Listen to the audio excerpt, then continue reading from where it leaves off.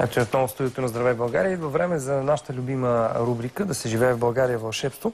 Това е поредната история, която ще ви покажем отново по ваш сигнал. Интересно е да разберем кой и защо принуди жители на столичния квартал Надежда да крадат ток и вода. Отговора ще научите в репортажа на Вероника Димитрова.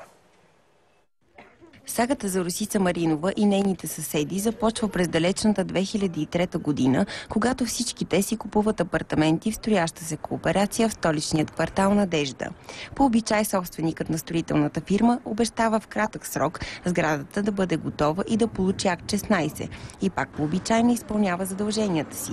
И така вече 9 години. През това време част от хората разпродават имуществото си, а други теглят кредити и за да не останат на улицата се нанасят в апартаменти, готови само на груб строеж. Но тъй като блокът и до момента не е завършен, с течение на времето започва да се руши, да тече и да му хлясва. Блока вече пада. Терасите се пада мазилката и всичко тече вътре в стаята по стената моята. Като вали дъжд, тече. Не да е влажно, тече.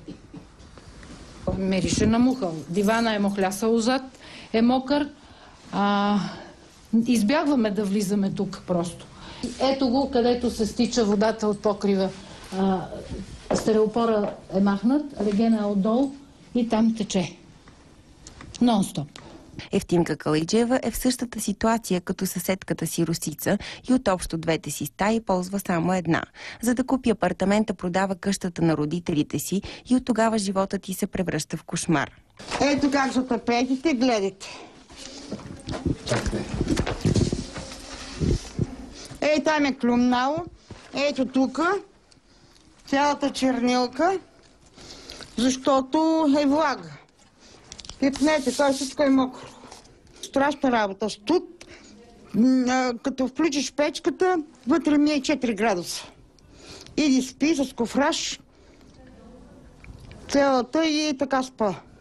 Освен, че на практика живеят незаконно и в кошмарни условия, хората от блока признават, че са принудени да крадат промишлен ток от близкия трафопост и вода от централния водопровод, тъй като нямат открити партиди. Ето удостоверение от ЧЕЗ, което пише, че той няма открита партида на Парижка комуна 18 и че няма подадена молба за откриване партида на отделните електромери в сградата. И вие сега реално крадете ток? Да. И те се събираха пари, които се предаваха на касиер и след това вече нито има някакъв документ, че точно тия пари са внесени.